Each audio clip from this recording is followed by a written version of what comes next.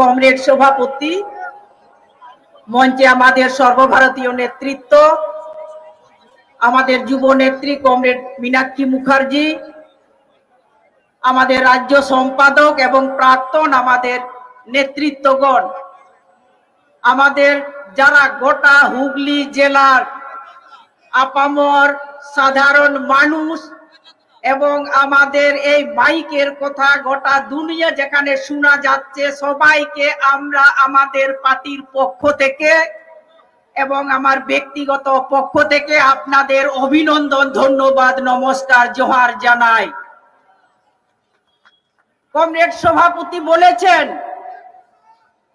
আমাদের রাজ্য সম্মেলনকে সামনে রেখে যে প্রকাশ্য সমাবেশ, সেই সমাবেশকে সফল করেছেন আপনারা, আমাদের যারা হুগলি জেলার লড়াকু বন্ধুগণ এবং সাধারণ মানুষ, সেই জন্য আর একবার অভিনন্দন। আমরা এখান থেকে শুরু করতে চাই যে আর সহ্য করব না, চুপচাপ বাবন তাহে না।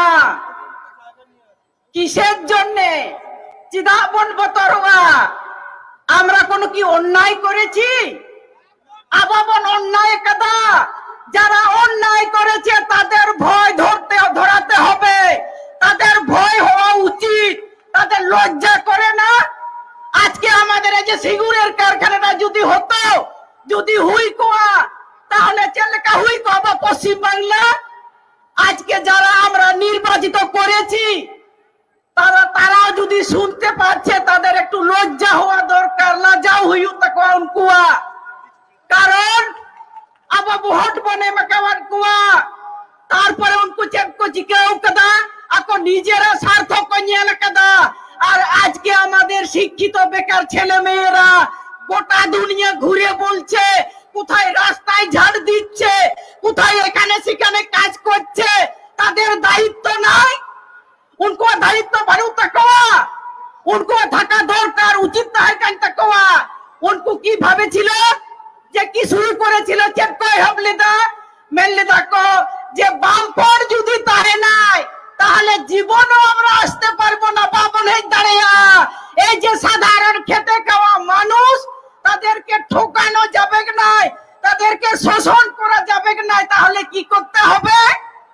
এই যে জঙ্গল এলাকায় আমরা ভুলে যাইনি, আমাদের এখনো মনে আছে তাদের কি অপরাধ ছিল। আমাদের সালকু শরণার্থীর অপরাধ তাহে কেন তায়া, তার একটাই অপরাধ তাহে কেন তায়া, অপরাধ ছিল যে সাধারণ মানুষকে সচেতন করছিল, নিজেদের অধিকারটাকে বুঝিয়ে দিচ্ছিল।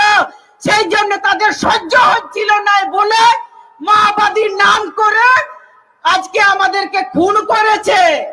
উনকু কো খুন কাটবো না আব উনকু, কিন্তু জানে নাই যে লাল ঝান্ডা যারা করে তারা খুনকে ভয় করে নাই, হুমকি কো ভয় করে নাই। তার প্রমাণ হচ্ছে আজকে তেহেন না হুগলি রে। তাই তো আমরা চাষিবাসী মানুষ, আমাদের গোটা পশ্চিম বাংলা, গোটা ভারতবর্ষে হচ্ছে কৃষি প্রধান দেশ।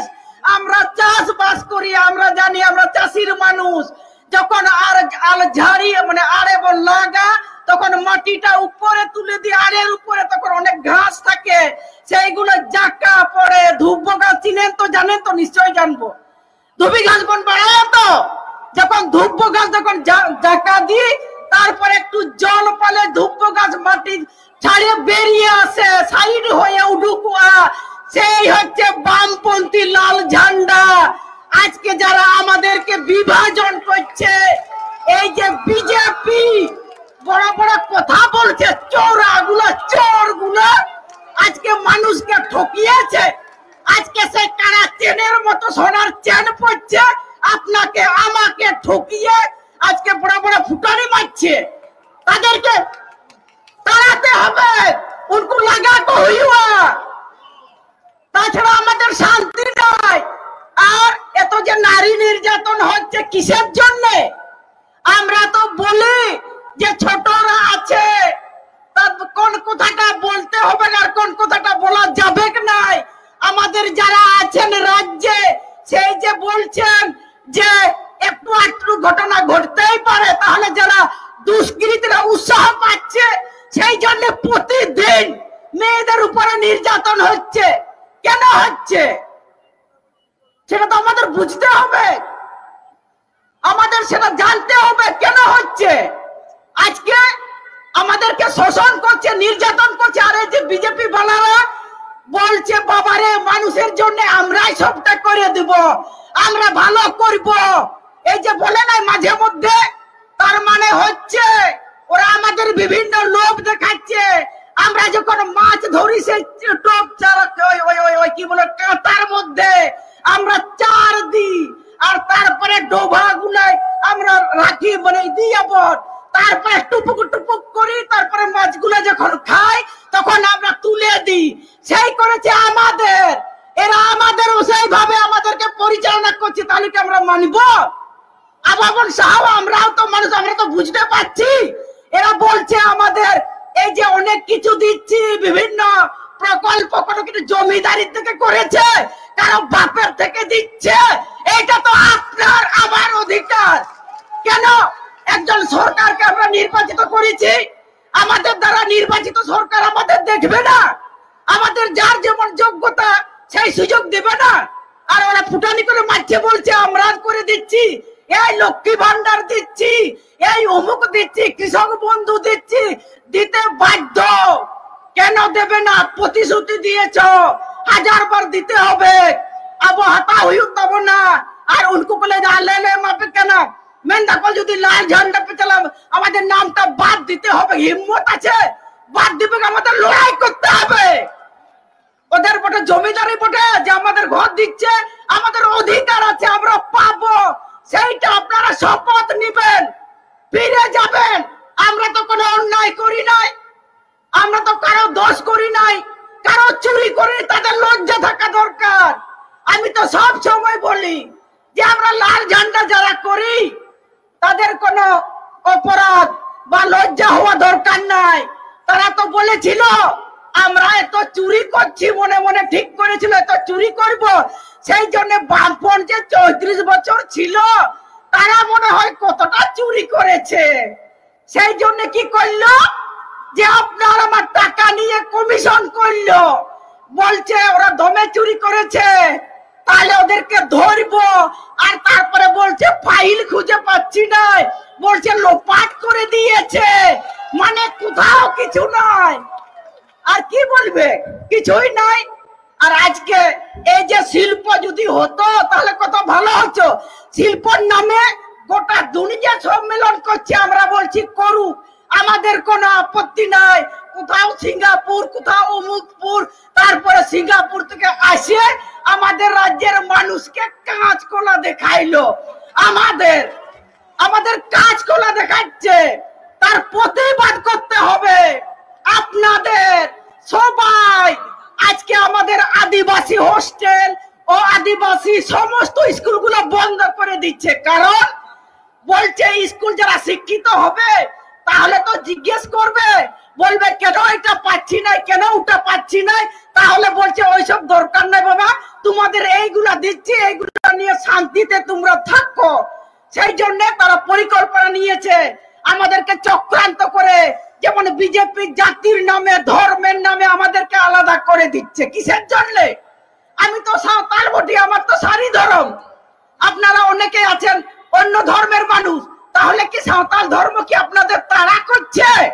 ধর্ম ধর্মের জায়গায় থাকবে, সংস্কৃতি সংস্কৃতি জায়গায় থাকবে, যে যার আচার আচরণ আছে সবাই আলাদা আলাদা থাকবো। কিন্তু আমরা তো মানুষ, আমরা তো এখানে অনেক মানুষ আছি, জাতি ধর্ম নির্বিশেষে। আমি যখন কোন জায়গায় পড়ে যাই, আমার যদি কোন জায়গায় লাগিয়ে যায় তখন লাল রক্ত বেরাবে, যখন আপনি যখন পড়ে যাবেন তখন আপনারও লাল রক্ত বেরাবে। কিন্তু আমরা তো সবাই মানুষ, আপনার আমার যা সমান, যা আপনার শিক্ষা স্বাস্থ্য বাসস্থান খাদ্য আমাদেরও তো তাই। তাহলে কিসের জন্য ধর্ম নিয়ে লড়াই করব? ওরা বলছে ধর্মের নামে বিভাজন, ধর্মের নামে, তাহলে ওইটা নিয়ে মাথার মধ্যে ঢুকে থাকবে যে আমার কি হবে না হবে সেই সব নিয়ে, তাহলে আমরা আর কোনো চিন্তা ভাবনা করতে পারবো না। বাবন দাঁড়িয়ে সেই জন্য তো এইসব করছে। সেই কারণে আপনাদের সবাইকে যারা আপনারা এসছেন, আমরা অধিকার ছিনিয়ে নিয়ে আসবো, কারো দয়ার নয়। আমাদের যে অধিকার আছে সেইটা আমাদের আদায় করতে হবে। আদায় করতে গেলে আমাদের সংগঠিত হতে হবে, আমাদের একমত হতে হবে। তাদের মতো নিজেদের মতো তারা চুরি করছে সেই রকম নয়, তাদের মতো নয়। আপনারা যারা এই যে আমাদের রাজ্য সম্মেলন এখানে করলেন, আমাদের প্রত্যেক এলাকায় গেছেন, কেউ তো আপনাদের চোর বলেনি। আর ওরা তো ওদেরকে তো বলবে এরা তো চুরি করেছে, চোর। আমরা তো মাথা উঁচু করে আমরা যেতে পারবো আমাদের পাড়াতে, আমাদের গ্রামে। এটাই তো আমাদের গর্ব। আমাদের কেউ চোর বলতে পারবে না, তাদেরকে চোর বলবে। এটাই হচ্ছে আমাদের বড় পাওনা।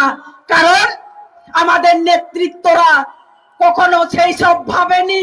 তারা ভেবেছিলেন আমার যে প্রজন্ম, আমার যে শিক্ষিত বেকার ছেলে মেয়েরা কাজে, আমরা সবাইকে সব দিতে পারবো না, সেই জন্য বিকল্প ভাবনা করেছিলেন।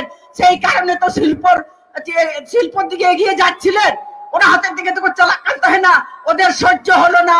তাদের এখন থেকে নয়, দীর্ঘদিন ধরে গোটা দুনিয়ার যতগুলো সন্ত্রাসবাদী দল তাদেরকে এক জায়গা করে আমাদেরকে খুন করেছে, যাতে এই মানুষগুলো উঠে দাঁড়াতে না পারে। সেই কারণে আমাদেরকে খুন করে আমাদেরকে বিভাজন করে দিয়েছে। সেই জন্য আপনারা নিশ্চয় আমাদের এই সম্মেলন, এই সমাবেশ, আমরা যেমন ভিতরে আমরা আলোচনা করেছি, আমরা আমাদের আগামী দিনে পার্টিটা কিভাবে নিয়ে যাব, আমাদের সাধারণ মানুষের জন্য কিভাবে আমরা কাজকর্ম করব, এবং বাইরে এবং ভিতরে দুটাই আমাদের লড়াই করতে হবে। আজকে আমাদের বিধানসভায় নাই, আমাদের লোকসভায় নাই, যেখানে আমাদের গুরুত্বপূর্ণ গোটা দেশের এবং রাজ্যের জন্য, মানুষের জন্য যেখানে নীতি ঠিক হয়, সেইখানে আমাদের কোনো লাল ঝান্ডা নেই।